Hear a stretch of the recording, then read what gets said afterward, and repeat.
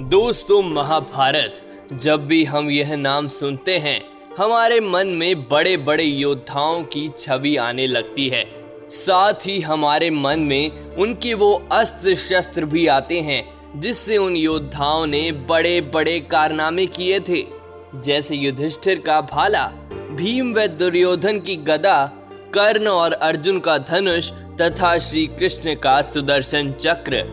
इन्हीं की तरह महाभारत के अन्य सभी योद्धा अपने कौशल और अपने अस्त्र शस्त्र की वजह से जाने जाते थे।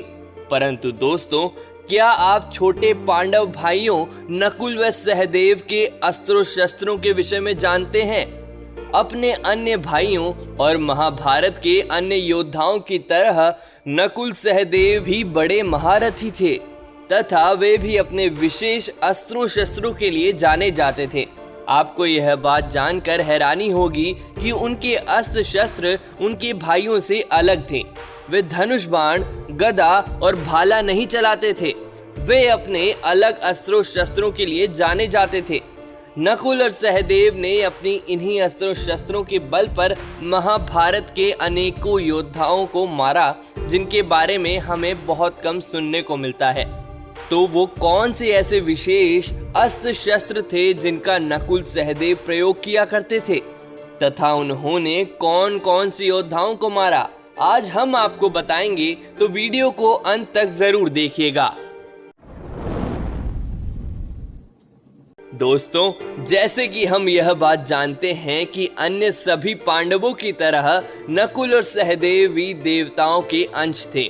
माता कुंती के आग्रह से 2 अश्विनी कुमारों के अंशों ने माद्री के गर्भ से जन्म लिया।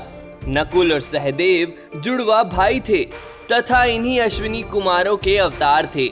नकुल बहुत रूपवान थे तथा सहदेव बहुत बुद्धिमान थे।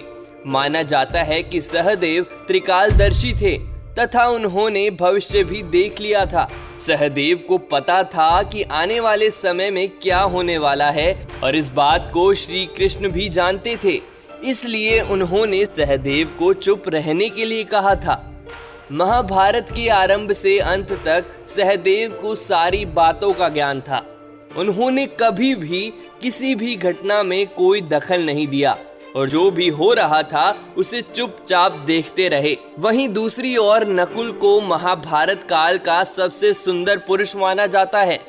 नकुल की द्रौपदी के अलावा जरासंध की बेटी से भी शादी हुई थी। नकुल का शिशुपाल की पुत्री करेनुमति से भी विवाह हुआ था, जिससे उनको निरामित्र नामक पुत्र हुआ। महाभारत के भीषण युद्ध में कर्ण ने नकुल के पुत्र निरामित्र को मारा था।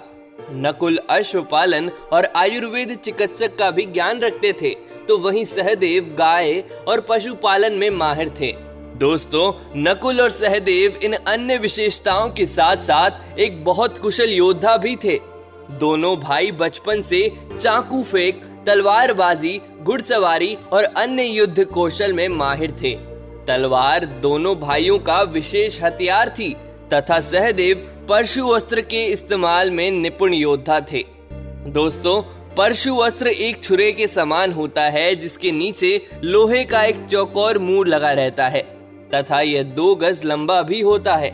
परशु अस्त्र का प्रयोग महाभारत काल में भी किया जाता था। प्राचीन समय में देवी देवता भी इसका प्रयोग किया करते थे। दोस्तों, परशु अस्त्र भगवान परशुराम का विशेष अस्त्र था तथा इसे ही धारण करने की वजह से उनका नाम परशुराम पड़ा। सहदेव परशु अस्त्र चलाने के साथ साथ वे कुछ अन्य अस्त्र विद्याओं में भी निपुण थे, जैसे अमुक्ता, मुक्ता और मुक्ता मुक्त। दोस्तों, नकुल और सहदेव अमुक्ता, मुक्ता और मुक्ता मुक्त जैसी सभी अस्त्र शस्त्रों की विद्याओं को जानते थे। अमुक्ता वे शस्त्र होते हैं जो फेंके नहीं जाते और उनका प्रयोग हाथ में पकड़कर किया जाता था। मुक्ता शस्त्र जिनका प्रयोग फेंक कर किया जाता था तथा ये 2 प्रकार के होते थे। पहला पाणी मुक्ता शस्त्र अर्थात हाथ से फेंके जाने वाले शस्त्र, और दूसरा यंत्र मुक्ता शस्त्र अर्थात यंत्र द्वारा फेंके जाने वाले शस्त्र, और अंत में मुक्ता मुक्त शस्त्र, वह शस्त्र जो फेंक कर या बिना फेंके दोनों प्रकार से प्रयोग किए जाते थे। नकुल और सहदेव इन सभी शस्त्र विद्याओं में निपुण थे। परंतु इनका प्रमुख शस्त्र हमेशा से तलवार ही थी और इसी से इन्होंने अपने शत्रुओं का विनाश किया। दोस्तों, शकुनी को महाभारत का मुख्य खलनायक माना जाता है तथा महाभारत युद्ध में सहदेव ने ही शकुनी का वध किया था। इसी के साथ नकुल ने अंगराज कर्ण के तीनों पुत्रों सुषेण, सत्यसेन और प्रसेन को मारा था। अज्ञातवास के दौरान नकुल ने ग्रथिक नामक अश्वाध्यक्ष तथा सहदेव ने तंतिपाल नामक गोसंख्यक का काम किया था। माना जाता है स्वर्ग जाते समय नकुल और सहदेव इसलिए आगे नहीं बढ़ पाए क्योंकि नकुल को अपनी सुंदरता और सहदेव को अपनी बुद्धिमत्ता पर ज्यादा गर्व था। इस प्रकार दोस्तों, नकुल और सहदेव ने भी महाभारत युद्ध में बहुत महत्वपूर्ण भूमिका निभाई। तो दोस्तों, अगर आप भी महाभारत के किसी ऐसे योद्धा के बारे में जानते हैं जिनका वर्णन हमें बहुत कम मिलता है तो हमें कमेंट कर जरूर बताएं।